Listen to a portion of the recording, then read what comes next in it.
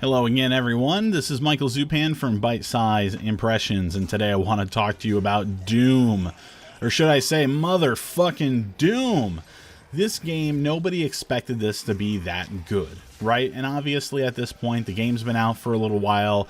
Unless you've been hiding under a rock, you know that media outlets have been talking about this. Word has been spreading pretty rapidly on online chat places such as Reddit, NeoGAF, or any other video game message board that's out there. Or maybe even you've just heard stuff through word of mouth from your friends, but it's true. This game is a lot of fun. It kicks ass, and if you haven't played it yet, you need to. You really, really do. And if this gameplay footage that I'm showing you right from the beginning of this game doesn't entice you, then I guess there's really no way to win you over. I know a lot of people have been really skeptical about this game because, there's this component to it, the multiplayer, that id Software did not work on because they decided to focus solely on the single-player aspect, which, by the way, is really, really good. Machine Games before them had proved with Wolfenstein: The New Order that not tackling a second separate portion of the game that's going to eat up your time and resources and money, not focusing on two different areas at once allows you to focus on the real meat and potatoes and deliver a quality product. And id Software did the same thing with Doom, but they said, Doom, a lot of people would have fun with multiplayer, so we're going to outsource this and let somebody else handle that aspect of it for us. So multiplayer is included, and I have dabbled in that some.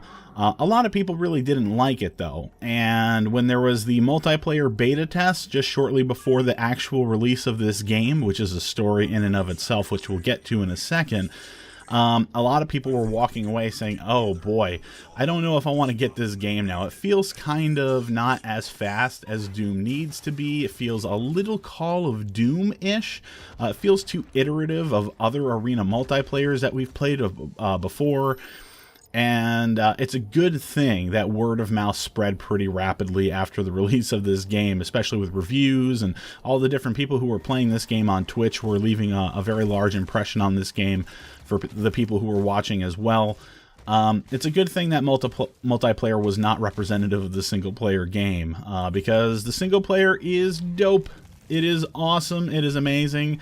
I know I'm saying this far too much, and I'm being way too...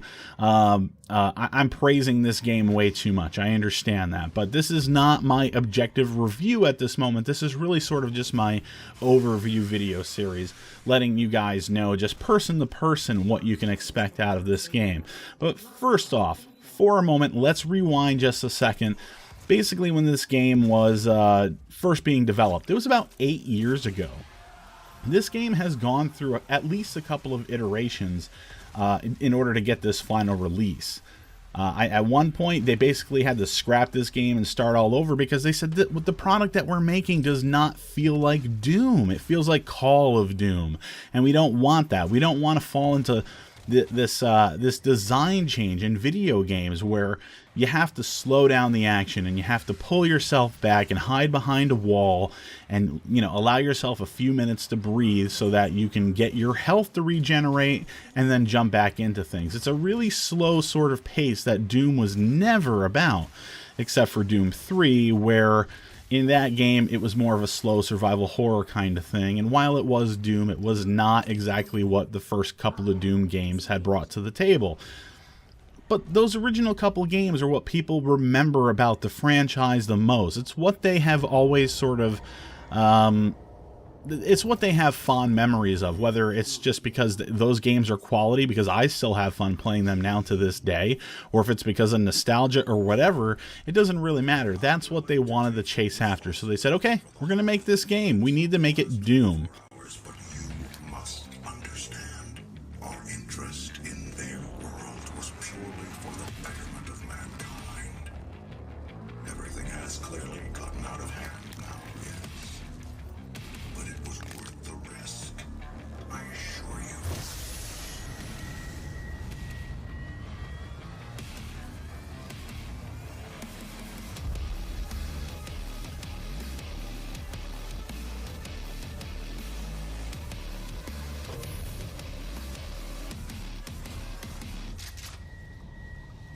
Well, in February 2014, Machine Games had announced finally Wolfenstein: The New Order, and they had this thing where they dangled the carrot on the end of a stick in front of everybody saying, hey, you pre-order this game because we know you didn't like 2009's Wolfenstein game that came out from a different development team.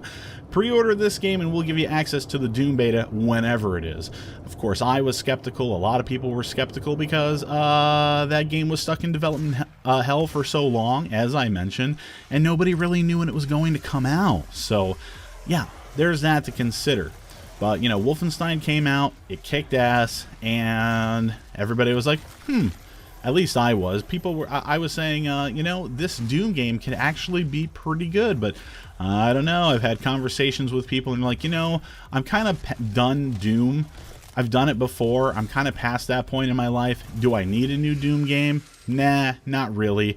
And I could understand that perspective, and I wasn't really planning on picking this game up either, but right before release, I saw people the night before starting to play it on Steam, and I saw the reviews rolling in, and some trusted people in this industry who are known for sharing their opinions on things, and opinions that I generally tend to trust. I was seeing the positive things that they had to say about this game, and I was like, well, I'm just going to have to buy this tomorrow on day one and try it out for myself, because everything that I'm seeing from the positive word of mouth of the actual game footage on Twitch that was being played, it looked amazing. So I picked it up, and lo and behold, this game is the shit. And I know, I'm being all praisey again. But honestly, they've really done a great job with this game. I mean, they've stuck true to the original formula of the Doom games, which is very, very basic. Hey, you are Doom Guy. You don't even really have a name, you're just Doom Guy. You're this space marine in this green outfit, this green armor outfit, rather. And you carry a bajillion weapons at the same time that you can switch back and forth between at the blink of an eye, and you're just laying waste to horde after horde after horde of zombies and imps and cacodemons and cyber demons and you name it, and they're all in this game. All of the original monsters from the original games have returned, the demons, I should say, and it's really fun to blow through them. You move from one large open arena to the next, to the next, to the next, and you're just killing everything in sight. This game forces you, with the way that the ammo usage is designed, it forces you to use most of your weapons at any given moment, because it is run and gun. It's non-stop action. It's the way Doom was, it's the way this game is, it's the way that it should be. You know, as I already said, they didn't want to go for the new, the new iterative first-person shooter thing where you had to, slow down the action and pull back. You're running around these maps, these open arenas, you're picking up health, you're picking up ammo, and there's also some things that you can do along the way. These new little inclusions into the actual gameplay that Doom has done very wisely to ensure the action never stops. There's something called the glory kill thing. Glory kill is basically whenever you shoot an enemy and get their health low enough, they start to glow a certain color. If you hit a certain action key on the keyboard on the PC version, it's if you hit the F key, if you're close enough, you'll run right up to the enemy, and with your bare fists, you're just going to crush their skull in or break their body in twisted ways so that they're never going to get up again. And when you do those glory kills, enemies are going to drop health. There's also a way to make enemies drop tons of ammo if you're really, really depleted and have already picked up most of the stuff in any given arena. Basically, you get the chainsaw. Everybody remembers the chainsaw, and in fact, most of the original weapons are still here, if not all of them, and boy, they feel good. And when you shoot them, if you've got a subwoofer in your system, man, these weapons, they sound weighty, they kick the shit out of your sub, so that's a plus too. Anyway, the chainsaw is a little different than how it was before. Instead of just running through and sort of insta-killing any enemy that you get to, you have a certain amount of fuel for your chainsaw, which is a wise move. It sounds really lame and stupid right off the bat. However, when you kill an enemy with your chainsaw, they drop a boatload of ammunition. So it's sort of a trade-off. You have to look at your health and you have to say, I really need ammo right now. However, if I jump in the middle of all that action and I try and use a chainsaw on an enemy just to collect a bunch of ammo, am I going to make it out of that situation alive? And the answer sometimes is going to be no. And this game really is challenging at times because even on like the not so difficult modes, because as you get further and further and further into the game, there are more and more and more and more enemies that they throw your way at any given time. I mean, it really gets to be the game where you're running around nonstop from one clusterfuck situation until the next, and it is so fun. What else to say about this game? I mean, it's very, very simple. As I said, you're running from open arena to open arena. You still have the key card aspect of this game from the original games, which are intact, where basically you have to pick up red or blue or yellow key cards in order to, you know, move on to the next aspect of any level. There's boss fights on occasion. There's not too many of them, though. And as far as story, who gives a shit about story? It's there, however, you only get just enough story to really know what's going on before Doom Guy just says, fuck it, let's kill some more demons. I mean, this game doesn't take itself too seriously, nor should it. It's very, very wise of id Software to have played things off in this way. And I'm not saying that it's like laced with comedy or anything. It has a very serious tone from, you know, at times, because you're fighting a bunch of demons, basically, you know?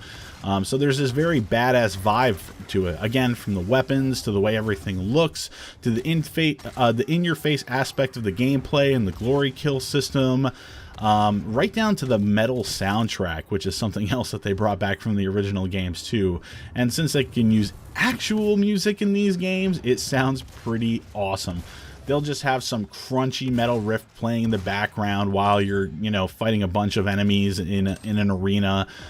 It adds to the fun factor of this game for sure. However, in order to keep things sort of modernized, they have made some other smart changes other than glory kills and the chainsaw thing. Another thing that they have kept is the ability to have upgrade paths, both for your suit and also for all of your weapons. And believe me, throughout the course of this campaign, you will use them. The levels, just like the original games, they have lots of hidden areas so you can find more upgrades for your weapons. For your shotgun, for example, you can basically purchase an upgrade that allows your shells to be explosive, and it really makes a difference. Also, when you're using your marine space gun, your marine machine gun, I should say, there is a secondary mode which you can purchase, which allows you to shoot out like 6 mini missiles at once.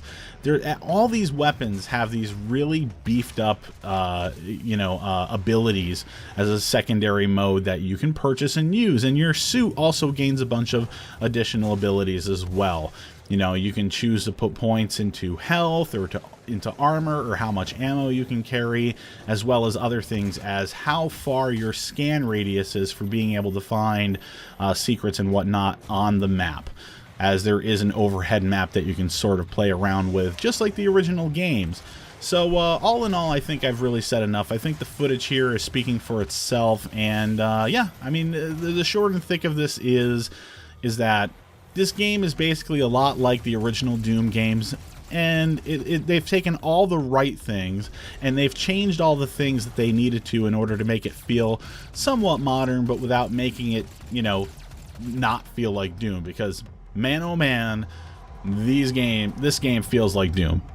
I think the only thing that I really need to add here to my thoughts is that while everybody sort of didn't care for the multiplayer because id Software didn't work on it, and it was very apparent because it does feel very different to what the gameplay style is in the single player campaign, I actually didn't have that much of a problem with the multiplayer. Does it feel like I've played it before? Sure. The only problem is that there is better multiplayer options out there right now. Overwatch, I think, if I have the option to play the Doom multiplayer or Overwatch or even something like Counter-Strike or whatever, I'm going to play those multiplayer experiences first. The Doom multiplayer certainly isn't bad. It definitely holds its own, but it's not a matter of it being good or bad. It's a matter of it being like average or decent, and it's, you know, average pretty much at best. So I wasn't offended by it or anything. It probably could have been a little faster, a little better in that respect, but you know, you can't win them all. The single player alone is enough to warrant a purchase of this game, though, especially right now.